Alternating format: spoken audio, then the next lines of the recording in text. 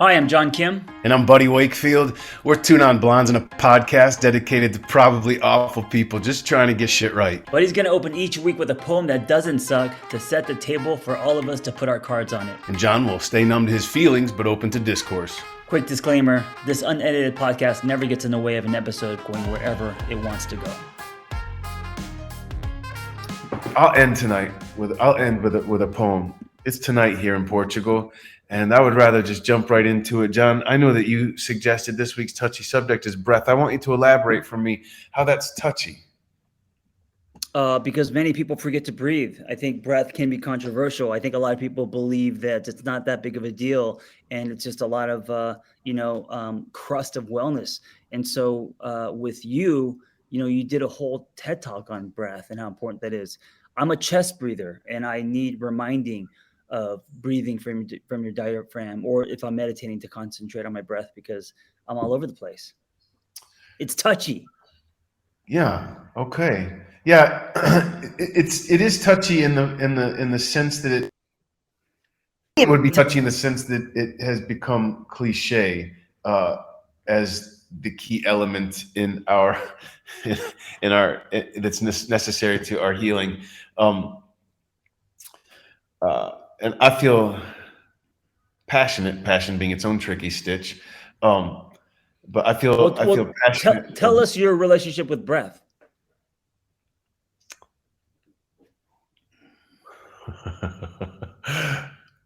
Okay.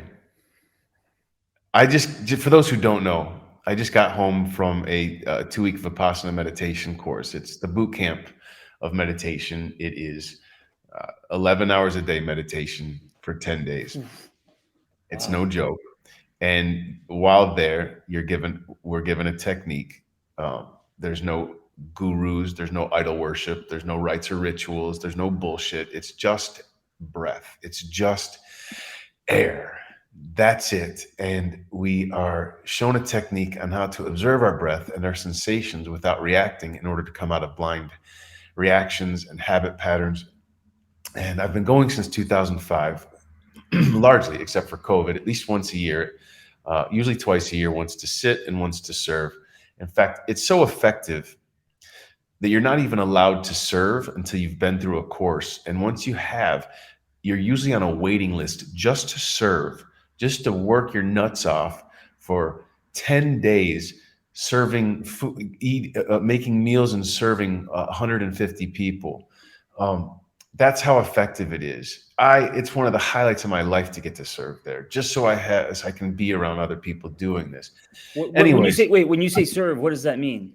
Serve, to go in and cook nothing that if anybody tries to charge you money, you're in the wrong place. Everything is completely run by volunteers, including the assistant teachers. Like, there's the main teacher who is on video actually, and he's guiding the entire thing, and it's uniform video. It's the same video at any one of these hundreds of centers that are around the world now, which sounds, not exciting, but it turns out the guy's so true and dynamic and amazing. It doesn't matter. And he's just giving the information we all need and providing the space for us to practice it. And so this time, especially when I went, I was determined to work the entire 11 hours a day for the 10 days.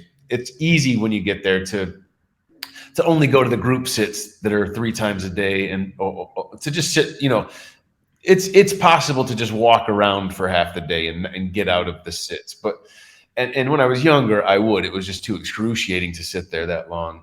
But the technique has meant so much to me and proven itself effective that this time I agreed with myself to sit.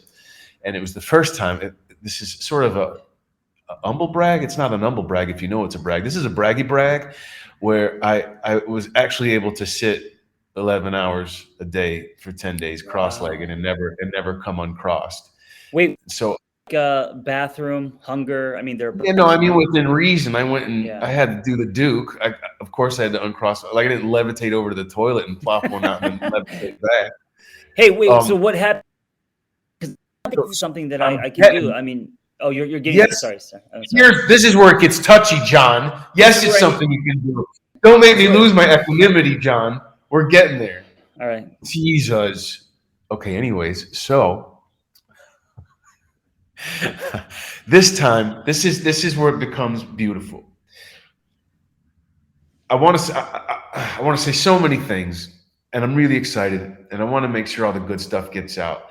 The first thing I want to say is how effective it was for me this time, and I want to say why, and I can explain how it was.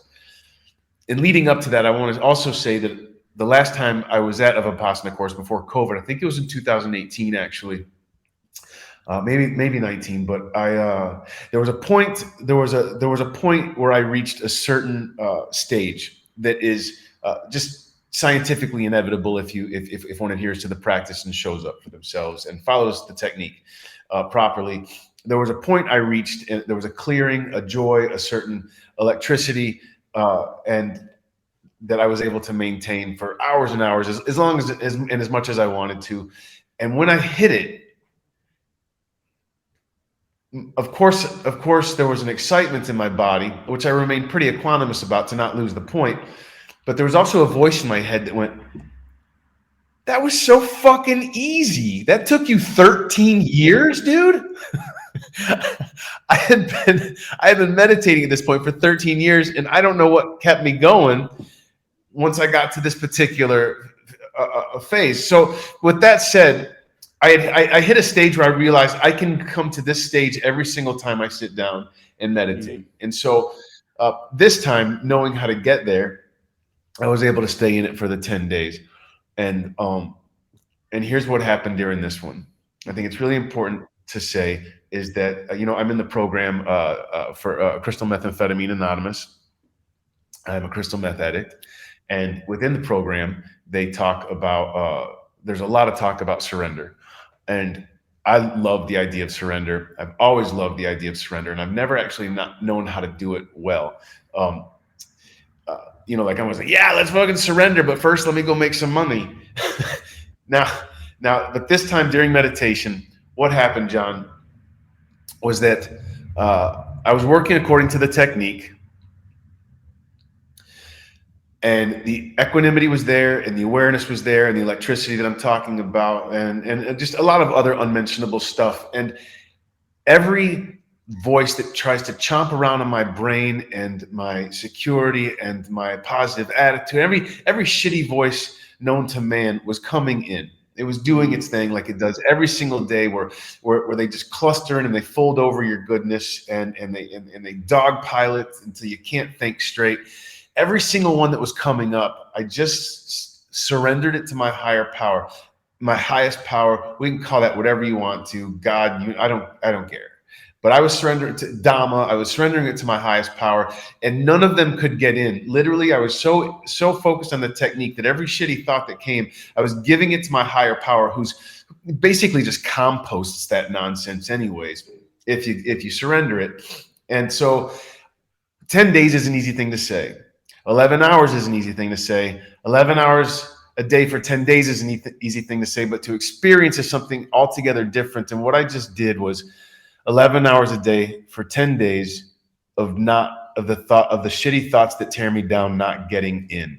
And instead living in a space that was clear and allowed me to process my thoughts with clear insight, which I guess some people would call a wisdom. And I know the teacher, the guy who gives the technique does. So that's where I am now, coming in hot off the high. As long as I want to. As long as I want it to. Oh, the world. You could go back and have to meditate. Technique. It's a technique. I can be there right now. The world comes in pretty fast. It comes moving in fast with food and traffic, and it doesn't matter. It's just all there all the time. There's a craving and aversion around the corner of every single thought. And this place just provides a space where one does not have to contend with those to the degree that we do.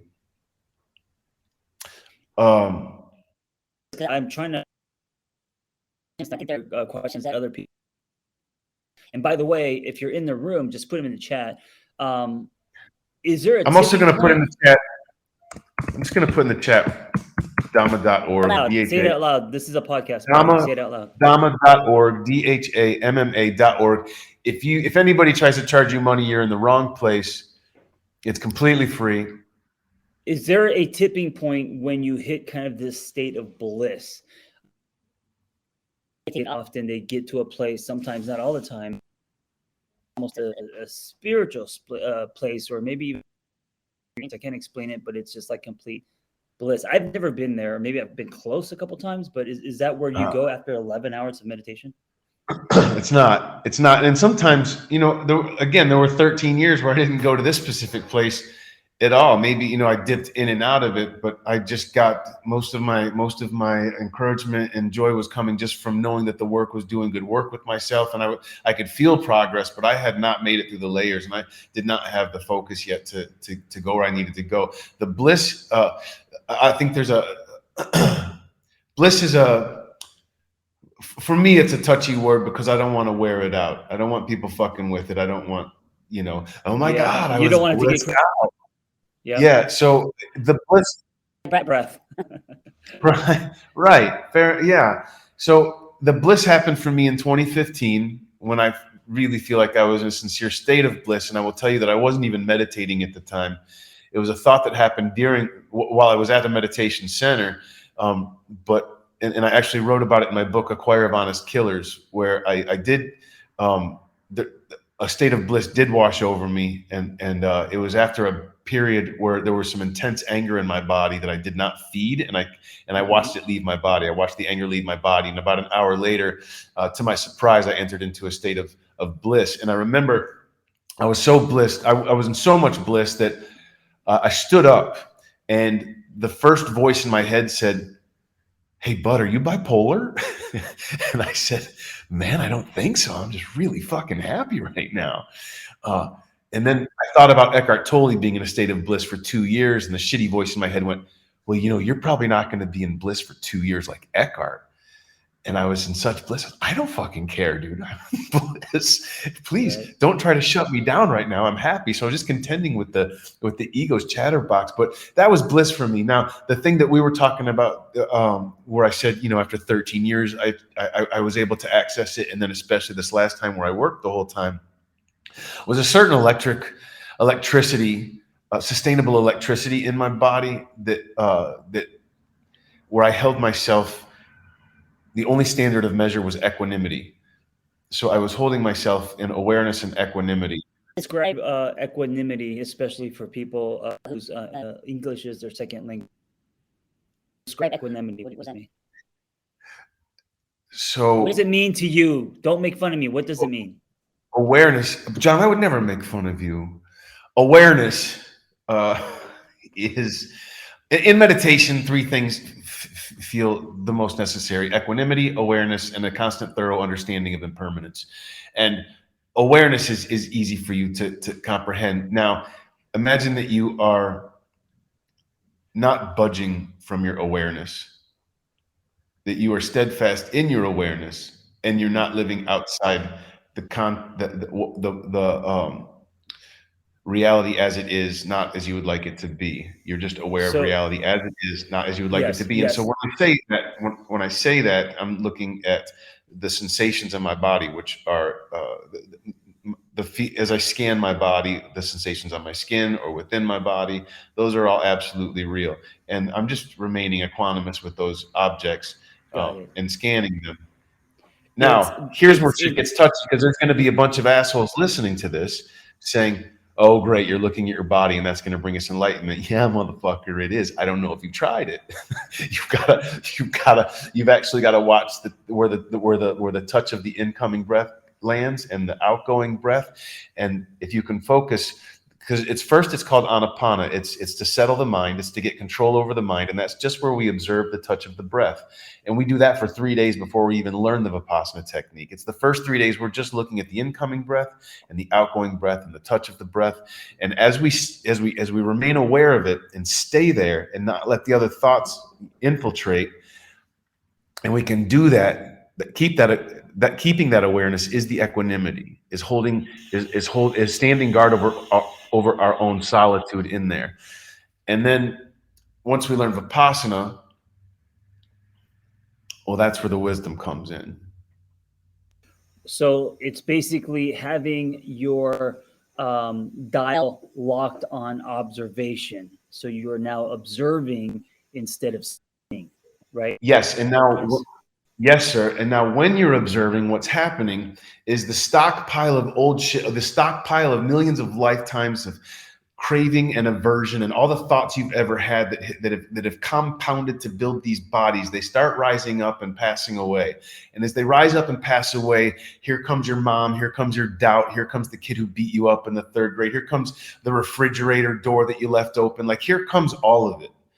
And as it comes up, because you're now in a place of awareness and equanimity and a constant thorough understanding of impermanence and change being the law of nature, anicca is the word in Pali, then you're able to look at these things and process them objectively and see them for what they are, not as what you keep thinking they are or what you would like them to be. And so once the wisdom gets applied to you, basically your observation just gets applied to it. Your objective observation gets applied to everything you ever thought as it comes back up and you're seeing it. And so you're able to. It's the practice. Hey, by the way, buddy, do you know what I do? My thing is asking these questions. I'm a C student. I need to set things for me to understand. So what you're talking about, because it's very complex, it's and multi-layered. It's the practice of plugging judgment, living in curiosity. Right? That's the state. Many, because of our lizard brain, because of stressing, panic mode, and everything's happening in the world, especially today with inflation and all of this. It's not being hooked, as they say in Buddhism. It's not being hooked, and observation, curiosity, right? That's the goal. No? Yes. The curiosity part makes me think of the answer to every magic trick is to investigate. None of it's an enigma. Mm-hmm. You just have to investigate. And so that's what I think when you say that. And I know as all the thoughts, and we're not talking about just easy thoughts. We're talking about the shit that's fucked you up your whole life, the traumas, all of that starts to come up. All of that starts to break away in thick chunks from some smaller. But we're observing as they come. I'm just looking at it. And I'm also not expecting anything. I'm not expecting anything to come up. All I'm doing, my only job, and this was the deal I made with myself before I got there, was to work according to the technique. And that means my only job was to just remain equanimous and observe my sensations and my breath without reacting. And everything else does its job. All that old stockpile of, it's called sankharas, is the Pali word for it. I don't know another word for it, but it's all those cravings and aversions and angers and sadnesses, and craving and aversion is what it boils down to when we distill it. And it's the entire makeup of the ego and the mind. And all we're doing is the aware thing of us, that Eckhart and all the sages throughout history have talked about. The aware thing is what's observing it. And this technique puts people in a place to understand how to look at it.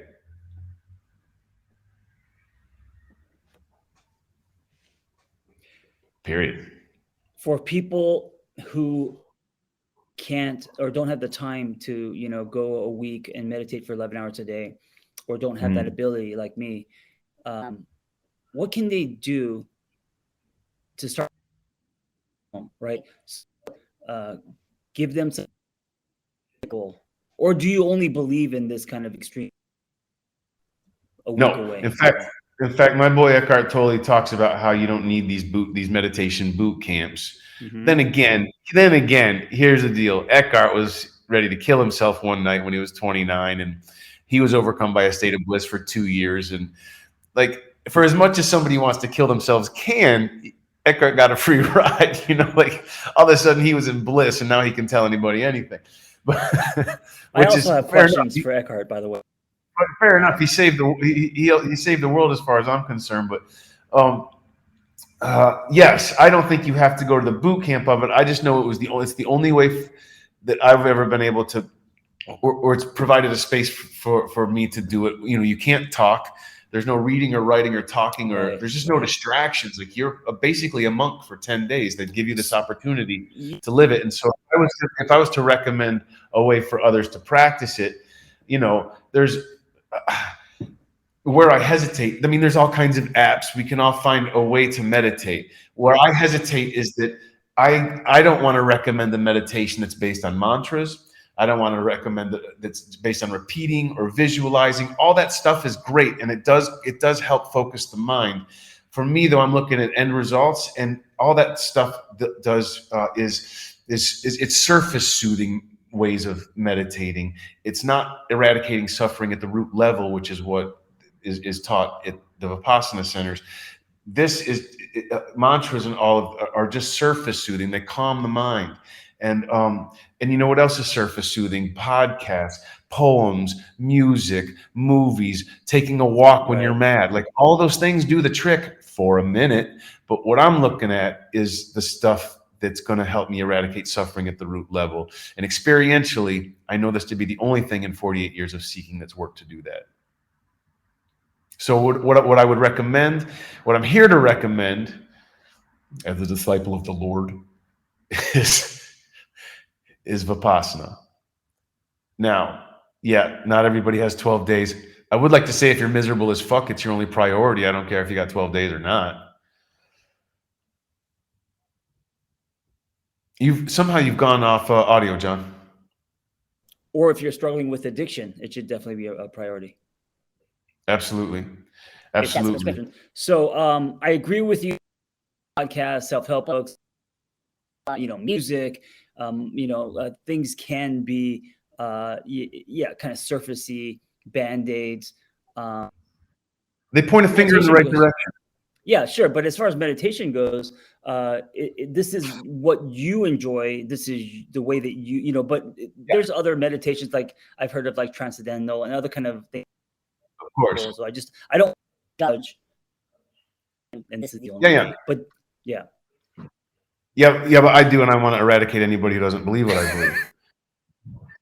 Which means that the meditation that Buddy is using, obviously, because all I hear is judgment on his side. You don't know what's in there, John. Listen, but you asked for just a simple technique that I could offer, and if I was gonna offer anything, it would be to create a space for yourself, obviously with as few distractions as possible, and do it for a half hour. I know there's 10 minutes and 20 minutes, but it takes a minute just to catch your breath when you sit down. So I would at least a half hour. And just give you listen, wait, John. Oh, sorry, go ahead. I just want to give one practical thing. Just observe the touch of the breath, the touch of the incoming breath, and the touch of the outgoing breath. That's it. Do nothing except observe the touch of the breath, the incoming breath, and the outgoing breath. And your mind is going to wander away 1,000 times a second. Sometimes you're not even going to remember that you were supposed to be breathing for 10 minutes. It's totally normal, absolutely normal. That fact that you forget for 10 or 5 or 10 minutes is what makes people say, I don't think I could ever do it. But you can. In fact, as humans, we all can, and we're built to. But as you practice, that space will get less and less. And it happens fast. The consequences are immediate. It's like the first week at the gym is a bitch. But the second week gets better. And by the third week, like you're proactively doing extra exercises because you're seeing results. So just keep showing up. And that space between when you remember that you're focused on your breath and when you're not gets to the point where your awareness of your breath is consistent and you have equanimity. You are with it the whole time. And from there, stuff will start surfacing and you'll be able to see it objectively and not so passionately or with craving or aversion. I hope if you're listening or watching, you get this in today. And if not 30 minutes, then 5. If not 5 minutes, whatever, however, you can. I want to say, so I just got home picking up my daughter, but also before that, going to acupuncture. Acupuncture many times it wasn't effective. I'm a very twitchy person. And so when you start needles in me, I start twitching. I want them out. I panic. I feel like I just got into a fight with a porcupine. I don't like it at all. And so and so now I've gone twice again. This is kind of like, after many years, I'm starting it all over. And this time it's actually working. And it's because I'm swimming past the panic, the getaway, and maybe in meditation, it comes, for everyone, it's different. An hour 8 from 60 seconds in, but all of that panic, like the ocean, if you swim past the breakers, once I got and just kind of took a breath, going back to the power of breath being the handrails, and got out of my own way, then I think the needle started working. Right. And I think it's always been the same with me with acupuncture. It's also the same with ice baths, which I'm kind of obsessed with. Sitting in ice, instant panic, get me out of here. Right. And then it's freezing. And then, oh, this isn't that bad. And then, oh, I could do this. And then I wonder how long I could do this. And then, you're not thinking about bills because you are in such a different state. And, 5-6 minutes in, you do hit moments of kind of bliss or being in the here and now instead of time machines. And there's something about constantly bringing yourself back to the present over and over again, where it starts to feel, you start to see a expansive clarity. Eckhart, speaking of Eckhart, at the end of his book, A New Earth, he actually says, so when you become, and this is paraphrasing, but when you become more practiced in presence, bringing it back to the present, like you're talking about over and over and over again, don't be surprised when the naturally occurring result is more frequent, specific serendipity, kismet, coincidence, synchronicity. He says all the words for it. And as you know, that's how you and I actually met, was through serendipity. And since that, now 7 years later, still most of our talks center around serendipity. We even hosted a dinner, y'all, called the Nines, that was completely based on serendipity and people's experiences with things that most people don't talk about without getting uncomfortable, from other realms, other planets, other stuff. And but once we become present, all of the possibilities start to open up. Then the narrative, the narrow narrative in which we live, really starts to dissolve as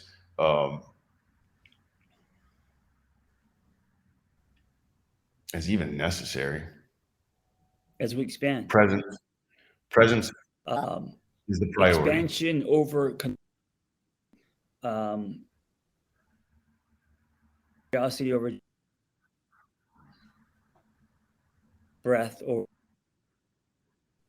but all breath these over things, chaos, breath over craving and aversion. Yeah. And you really have to into your life. Buddy did a reboot, a giant one, a week or two. And if you can do, for most who can't, and you have children, you have work, you have all these other things, you can into your life. So that at least for 5-10 minutes, do what gets you there, whether that is rubbing one out, bath, acupuncture, meditation. I don't find it for you. Motorcycle ride, and Buddy's gonna argue that motorcycle ride is surfacey and what he's saying, but I do believe that the coins add up. If you make something a lifestyle like fitness, that shit, it adds up. One day you look at the mirror and you're like, oh my God, I got an ab, or two. And it happens over time. And I practice of locking your mind in observation. How you get there is on. It's like eating a Reese's peanut butter cup. There's no right way. Buddy believes it, but I'm just saying there isn't. How you get there is on you. How you get there, as long as that's what I like to highlight. Buddy is highlighting. No, that's okay. You're yelling. Now, what I would like to say for the people who can go, what I'd like to say for the people who can go to a 10-day course It's called is passion, that buddy. if you maintain, passion's overrated, man, but we'll talk about that in a minute. If you can make it to a 10-day course, it's not something that you have to leave there. I know the most I've ever maintained it was 7.5 months. When I got out of the course, I maintained Sila. Sila is a Pali word for morality, and it's any religion worth its weight has the same stuff. There's 5 things: no killing, no stealing, no lying, no intoxicants, and no sexual misconduct. And by sexual misconduct, they just mean anything that distracts you or anybody else from the practice. And so in 2015, when I did have the bliss, I maintained my practice for 7.5 months. I didn't even have sex with myself. And now most people would say that is, and you knew me during this time. It's actually when we met, and I was the most focused, undistracted. I was in love with everybody and everything. I was over the moon about being in this world and being in my body, which was a real rare thing since I spent most of my life trying to escape my body. But I did maintain I was sat an hour in the morning and an hour at night for all 7.5 months. I was sitting 2 hours a day and maintaining the practice. So joy is just a sustainable thing, but when we're dealing with these bodies, it's never, that joy is never not something we're going to have to stay equanimous with and aware of. Otherwise, we lose it. And as you know, I lost it. I'll tell you that it started with a double cheeseburger. It was the gateway to my hell. But double cheeseburger. Both for started with one double cheeseburger, and then I was shooting up meth. That's not funny. It is. It's not funny, but you know what? It's not funny, but it's okay to bring humor. We don't take it seriously, but it just makes us human, and humor helps always. If it almost destroys you and you beat it, then you're all right. What's the poem we're ending with today, buddy? Oh, I was really expecting Jive to be on here and do us a poem because I so badly didn't want to read one, but we're gonna end. The answer is I don't know, John. So I'm gonna pick something. Let's go for something like. Let's go from the late 90s, early 20s, because they just 90s are coming back. That's perfect. 90s are back. I wrote a song. All the clothes and the high-waisted jeans and shit. It's all coming back. Here, this will show. I wrote a song in 5 minutes when I was playing a coffee house in college in Huntsville, Texas. And that's the one. It's real short, and it's the one I'm gonna. It's the one I'm gonna read today. This is like, ladies and gentlemen, this is like Bruce Lee's 3-inch punch. Short, all right. Short and potent. Now, when you say a song, are you gonna sing for it? You're out of your mind if you think, dude. The reason I started doing poetry was because I wanted to stop torturing people with my guitar playing and singing. Now, I was playing this on the guitar and singing, and it wasn't that bad, but it's not something I'm going to do in the moment here. Listen, because it was a song, I don't think I put it in the book. I'm going to try and go from memory here. We'll see if I flop or not. Might stumble around with it, but it's short. Here we go. I want to be a monk. I want to be hooked on junk that makes me feel for you. I want to live in a stained glass shack. I want to walk with a cross on my back if that'll get me closer to you. I want to be of every faith. I want to benefit from every grace and then give it all back to you. I'm gonna live now, turn these words around and be entirely new. We'll leave it there. It's a romantic song. I like it. Yeah. Yeah. Hey, everyone. bit.ly/2nonblondes and the 2 all lowercase.